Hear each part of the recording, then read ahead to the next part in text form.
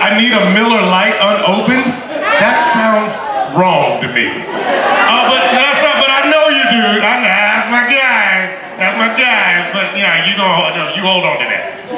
That's all you got. That's okay. That's okay. We're gonna have a good night tonight. This is Jonathan, ladies and gentlemen. Hello, everyone. He's the guy who's going to be saying very little because I talk too much. I have no problem with that. That's all right. That's all right. Let's see. Did everybody have a good time in Cozumel? You had a lovely time? Did anybody have a bad time in Cozumel? Oh, that's good. That's good. Thank you, Cozumel. Absolutely. Well, if you're ever having a bad day, you should talk like Morgan Freeman, and it will make you feel better. Has everybody ever tried that? No. You talk like, if you ever you've been in traffic, and you just say to yourself, don't get mad, just say, they say that sitting in bumper-to-bumper traffic is one of the best ways a person can spend an afternoon.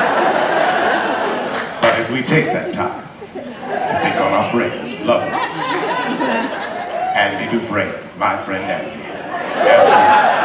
If we think on Andy, and think about that he was a bird that could not be caged, then life can be better, and we'll all be better when we get to our destination and have lemonade and a coffee. Don't you feel better? I feel so.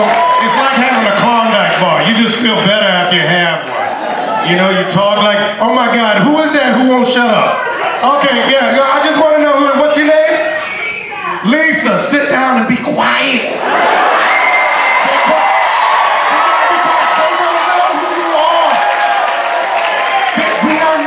Your house having a conversation. There are other people in the audience. Yes. I love you more when you're quiet. That's it. There you go. Everybody give Lisa a hand.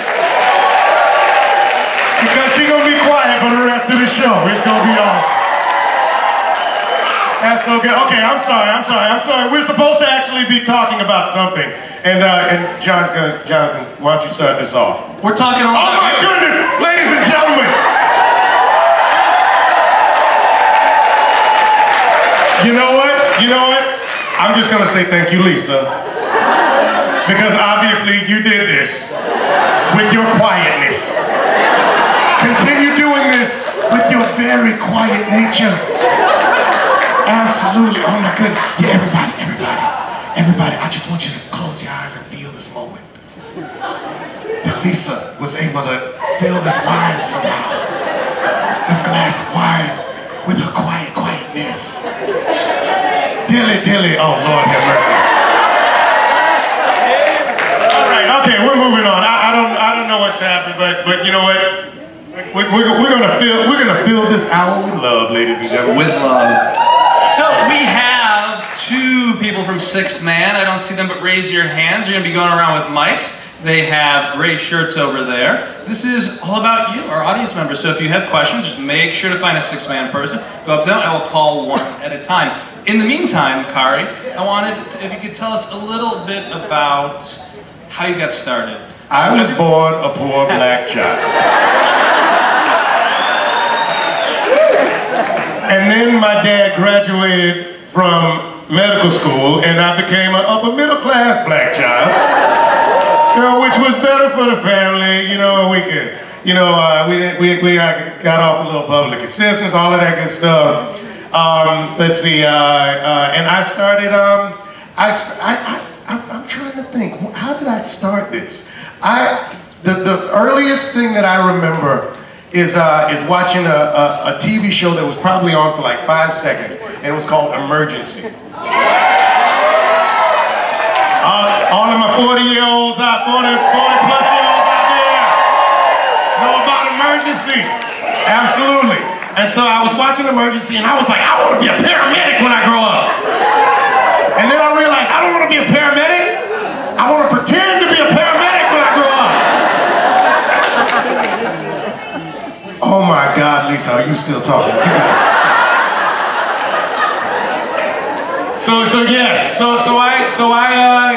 That was the first thing that I remember, thinking that I wanted to be an actor. You know, that And so it kind of started there. I was living in Anniston, Alabama, at Fort McClellan in Anniston, Alabama. My dad was a doctor on the Army base, and that was the first time I started telling my mom to send letters to Sears and Kmart, because I was like, I think I have to start, because that's the only way I could think of starting to be an actor, is to like be a model in a catalog.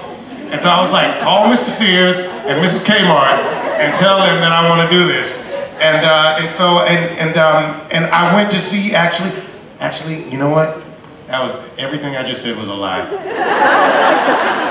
The truth is, no, but actually around the same time that Emergency was on, and I was in like the first grade, I went to see a play outside of Fort McClellan, a little community college, I think, and it was called, this was not my first glass of wine, so give me a second. I know the name of this play. It's one of my favorite plays. It is called, it's the French dude with the long nose. Cyrano de Bergerac. Oh my God, I can't believe I couldn't come up with that. I literally have to drink more water. So, I remember watching Cyrano de Bergerac when I was in first grade, and I literally thought to myself, I need to be that guy. Because I mean, if you know Cyrano, you know that, I mean, the only person who doesn't know that he's the baddest man on the planet is him. You know, he can do everything. And he just thinks that because his nose is a little long, but I mean, I saw a guy sword fight and use all this wordplay, and he was the greatest thing I'd ever seen. Anything you want to do is you know, as far as an actor is concerned, is all culminates in Cyrano de Bergerac. You know, you're sword fighting, you're getting the girl whether you realize it or not. You're killing people softly with your words. He was amazing. So from then on, I think the very next day I decided I was going to write a play, but the first thing I needed was financial backing. So I went in the backyard and dug up a bunch of rocks, washed them off, and tried to sell them to my neighbors. And one of the neighbors called my mom and was like, your boy's over here trying to sell me rocks. And she said, yeah, I know, I go back home and I was like, Mom, I need financial backing if I'm gonna get this thing off the ground. I was very progressive for a first grader, I have to say. Although I got in trouble. And so I got off the financial backing, which I think was wrong, because I think I would have been in my 20s. I would have been doing much better, and not waiting until the Walking Dead finally gave me a job. But it all seems to work out. It all seemed to work out. Okay, does anybody have a question? Okay, here we. Is anyone by the mics? Anybody by the mic? Okay. If not, let's. How about this dude right here? There we go. What's your name? Where are you from? What's your question? All right. My name is Michael, and I'm Mr. Payton, and I'm from San Diego, California. Yeah. And my question is for The Walking Dead. After all the soldiers were gunned down from the kingdom, do you think the king will ever come back? Oh yeah, that's a good question. I think of course he'll come back. He's you know that we all get knocked down. We all get knocked down, and it's about how you get up. You know, I think people are, especially on The Walking Dead, are very impatient when it comes to how quickly you make a decision. You know, like when Rick and the gang first came to Ezekiel to ask him to go to war, it was like he was like, I'm going to tell you a story about a rock in the middle of the road, and come on, let's go kill people. And it's like, no, give me a second. You know, I just met you, dude. I don't know you. I realize everybody else knows you, but it's going to take a second. You know, take me out to dinner first. Take me dancing, then maybe I'll go to war with you. You know what I mean? And so, you know, after your world gets decimated, you know, it may take an episode or two for him to get back up. you know. But I have no doubt that Ezekiel is the kind of dude who's going to eventually get back up and do something about it. Yeah, and I think that's already happening, honestly. You know, when you blow up a gasoline tank and ram your school bus into somebody, I think that means that you're getting back on board. In my world, if you ram somebody with your school bus, that means I'm getting back on board. But that's just me. Thanks for your question. Let's start on this side. We got another mic, and we'll just hop back and forth. Yeah, we'll hop back and forth. You got one over here? Do we have a question on this side? I thought I saw a hand. There we go. Hi, my name is Marianne, and I'm from Charlotte, North Carolina. Nice, Charlotte. Very nice, lovely people. Had some beautiful barbecue there. Talk to me. We do have good barbecue. So my question is about the relationship between Ezekiel and Carol. Yes. So is their friendship more than a friendship? Does Ezekiel have an affinity towards Carol in a way that's maybe, I don't know, something more than a friend, or what's their relationship? Actually, you know, I'm glad you asked that question, because yes, there's a lot more there, and I'm about to tell you all about it. You ready? You ready? Yes, ready. They really enjoy playing Monopoly together. Especially the Walking Dead Monopoly. Oh my God. You know what? To see, you know what? When Carol, you know, when Ezekiel lands on go to jail, Carol just gets so excited. It's you know, but literally, yeah, their relationship is surprisingly enough, it's based more on board games than you would realize. They love Boggle. Sorry is always Wednesday nights Boggle with Carol and Ezekiel. Now I mean, this is complicated, and it's also, you also have to, let's just be real. This is The Walking Dead, the show The Walking Dead. They are never gonna give you what you want. Wait, you know what I mean? How many of you have been waiting for Carol and Daryl to get together? Right? Exactly. And they're never gonna let it happen, because they want every week, literally, their lips gonna get that close, and then some zombie's gonna go right at that time, just to keep you going. And I feel like that there's enough. I mean, there's not quite as many shippers for Ezekiel and Carol, but just enough for them to be like, we're never gonna let it happen. You know, they're gonna. Ezekiel obviously has an affinity for Carol, but Carol's a tough nut to crack as far as I can tell. You know what I mean? I mean, she's, it may take a while. Let's talk again at season 12. You know, because I just think it's going to be a little while, you know? Plus, didn't she have a boyfriend already? You know, didn't she have, you know, isn't that dude she's already hanging out with? Let's not forget about Tobin. Exactly, you know? I mean, he got grazed, but I think he's still all right. Where we at? What are we doing? Next question. Sure, we can go over there. Yeah, go over there. We got plenty of time. Hi, I'm Valen from Houston. First time caller, long time listener. Awesome. That's great. That's so weird, because it's the first time I'm doing this show. Earlier, I was the one that was buns, lettuce, pickles, cheese. Okay, pass that. So, that being said, you're also the voice of Cyborg on Teen Titans Go. Right? Yeah.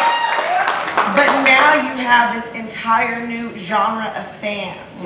How does that feel, segueing between the two? I mean, it's crazy. Now, you've exploded. I mean, you're awesome before, but how do you balance the two? Now, you're King Ezekiel, but you're also booyah, you know. How does that feel?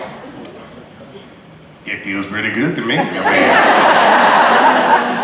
mean, you won't find any complaints. You know, my favorite thing is coming to conventions and people come to and they bring the entire family. You know, there's like a family of 17 that come to see me, you know, for The Walking Dead, and then they come up to the table and they see that there are pictures of Cyborg, you know, old school Cyborg and Teen Titans Go Cyborg, and all that, and the families, the amount of blood that is spilled over which picture they're gonna get now, because they had no idea I was Cyborg, and there's a 7-year-old who's gonna kill somebody if they don't get their Teen Titans Go Cyborg picture signed. So much so that we literally had to get pictures made that had Cyborg and Ezekiel on it, just to like calm it down. We were like, literally, there are people waiting.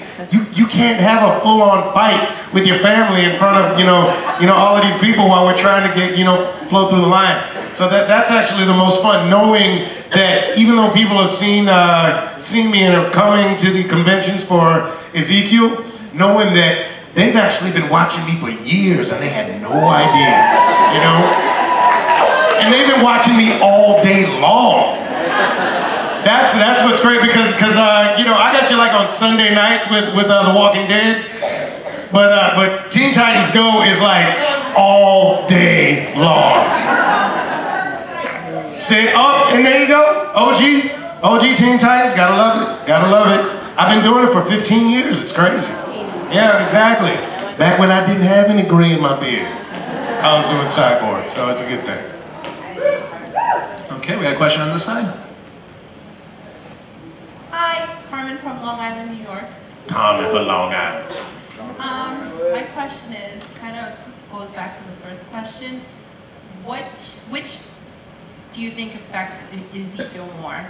Shiva's death or losing his soldiers?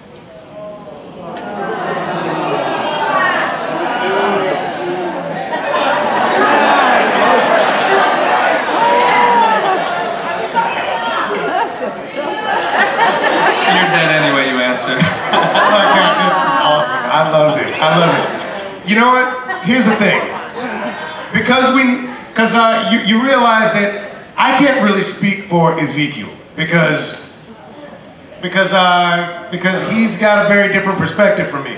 Because Ezekiel's real in Ezekiel's world.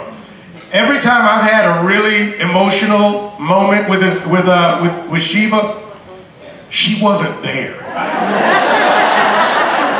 Literally, I'm freaking out and there's nothing there. So what I did and to me, Shiva is the embodiment of the kingdom. She's like this beautiful, rare jewel of a thing that shouldn't be living in an apocalypse, right? It shouldn't be living in a zombie apocalypse. And that really is the kingdom. It's like they shouldn't be having like a Renaissance fair in the middle of a zombie apocalypse. It shouldn't happen. But it dilly goddamn dilly. But it dilly. So it's whenever I was looking at nothing, what I was thinking of was everything that is wonderful and amazing about the kingdom. And that to me is what I was losing when Shiva died. And literally as I was sitting there watching Shiva die, oh, and by the way, side note, anybody who's talking about the fact that Shiva wouldn't have gone down so easily because there were only a few zombies there and they arguing about like she shouldn't have died right there. Why was that? They were toxic zombies. She bit the first one, she got all like poisoned, and that's why she was able to go down so easy. Because she was poisoned by the toxic zombies. You think I don't have to think about this? I gotta justify it in my own mind, people.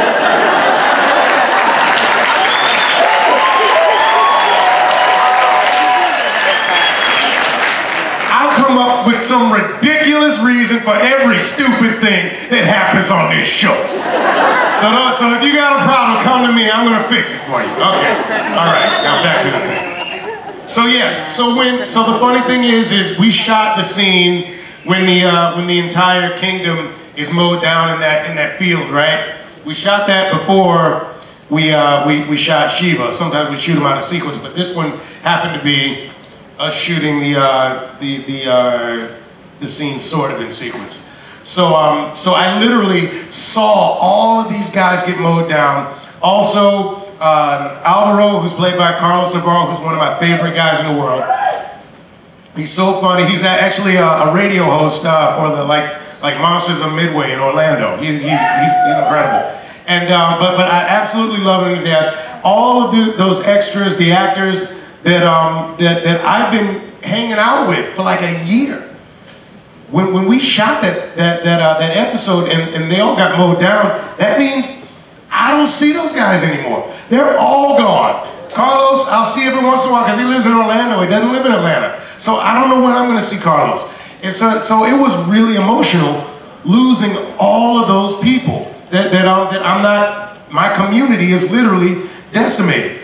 And so when I saw Shiva die in that ravine with those toxic zombies, and there was nothing really there, what I played in my mind was losing all of those people and all of those relationships. So in my mind, I don't see the kingdom and Shiva as two different things. To me, they're the exact same thing. They're those rare, beautiful things that you see in life that shouldn't be there, but somehow thrive.